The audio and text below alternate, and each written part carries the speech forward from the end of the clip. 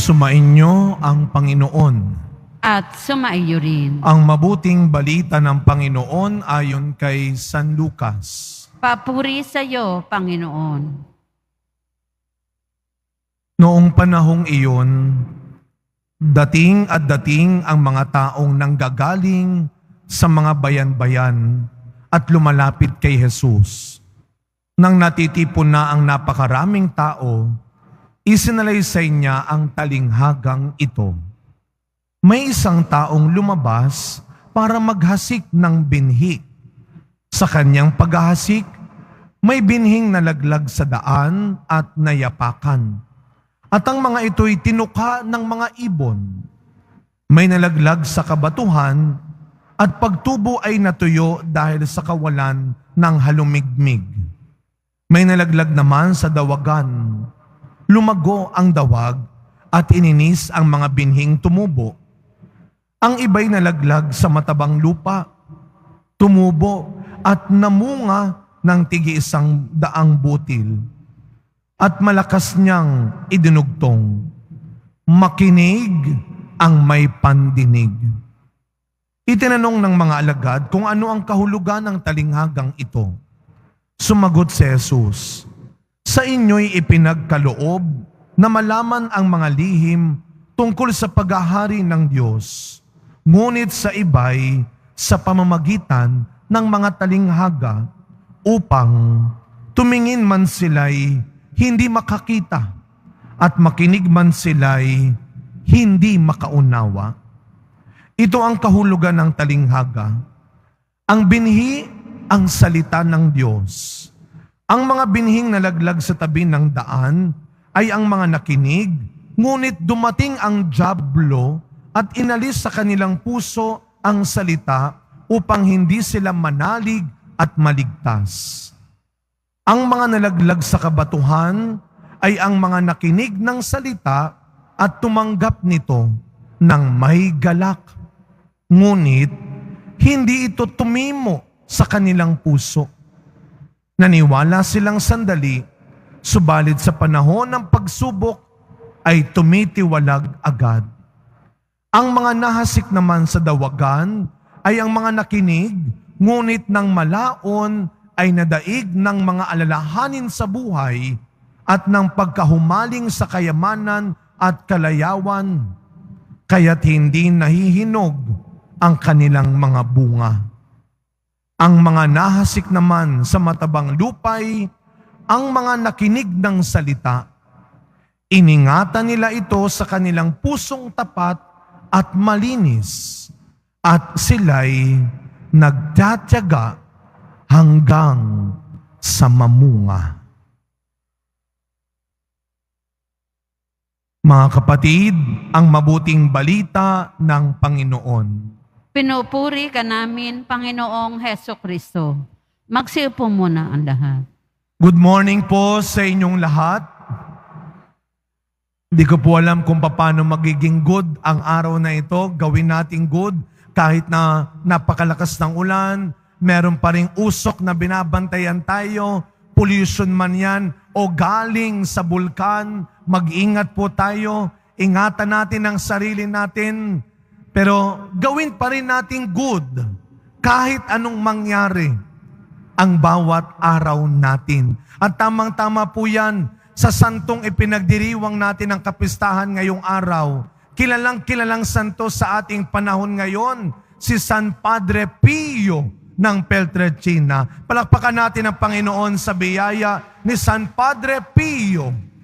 Siya po ay isang Fransiskanong pari, Capuchin priest, at siya ay tinuturing na kauna-unahang paring tumanggap ng tinatawag nating stigmata.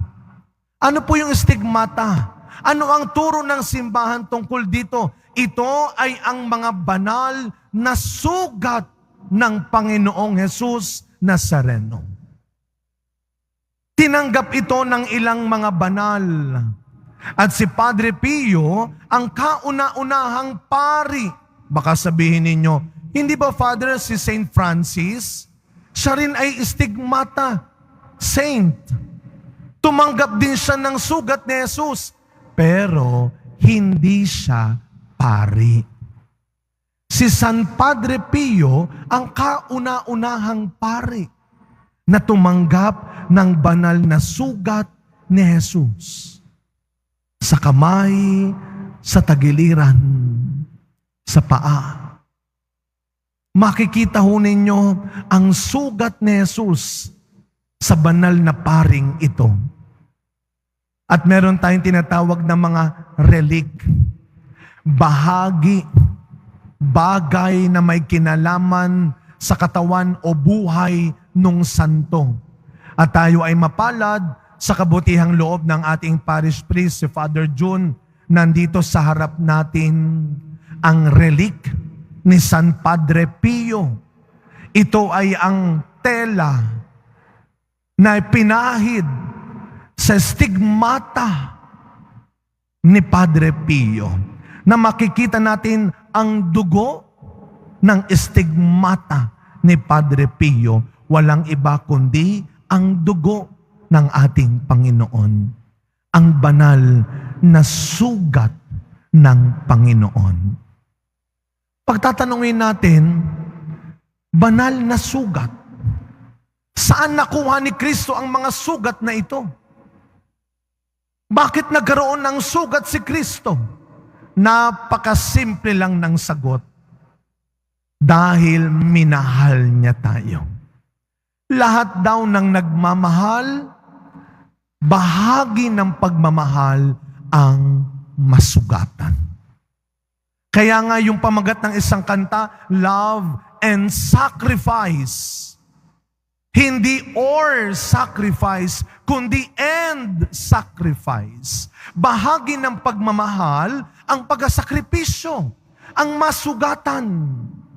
At wala nang dadakila pang pag-ibig, sabi ni Kristo, kundi ang mag-alay ng kanyang buhay para sa kanyang kaibigan.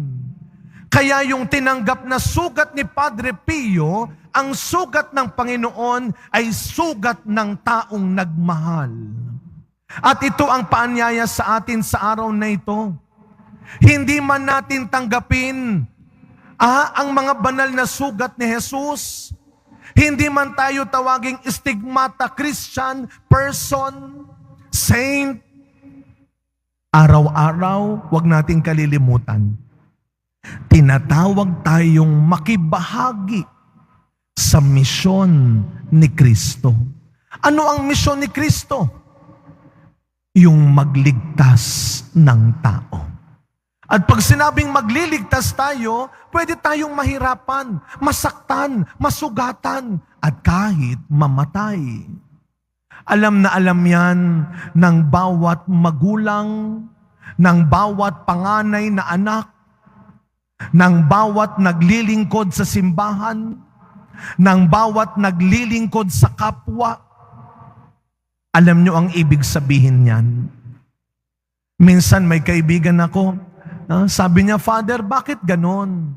Kung kailang mas napapalapit ako sa Diyos, lalong humihirap.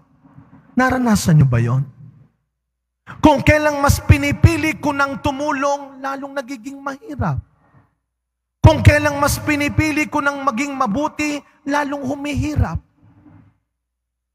Mga kapatid, pag lalong humihirap, lalo tayong napapalapit sa krus ni Kristo. Wala nang ibang daan patungong kaligtasan kundi ang daan ng krus.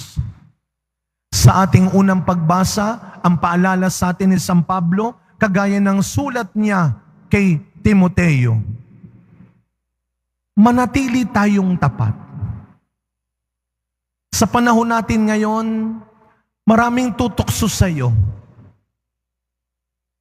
Maraming bubulong sa iyo.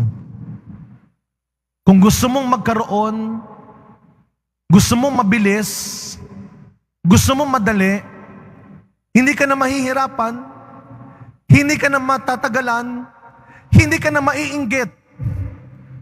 Pero, mali, masama. Magdasal tayo ng mabuti. Nung tinanggap ni San Padre Pio ang mga sugat na ito, hindi naging madali sa kanya. Maraming umusig sa kanya. Maraming hindi naniwala sa kanya. At yun na lamang na iniinda niya. Yung kirot, yung sakit. Anong sabi niya? Ito'y bahagi. Ito'y aking alay sa iyo. Ang ganda ng kanta ng isang batang visionary. My suffering is my offering. Sa pagkapatuloy na misa natin, mga kapatid, narinig natin sa Ebanghelyo ang butil at ang lupa. Sana tayo ay maging matabang lupa na binabagsakan ng salita ng Diyos. At mangyayari yan kung makikita sa ating katapatan, sa ating pananampalataya, sa kabila ng mga pagsubok, ng paghihirap at ng pag-uusig, huwag tayo mawawala ng pag-asa.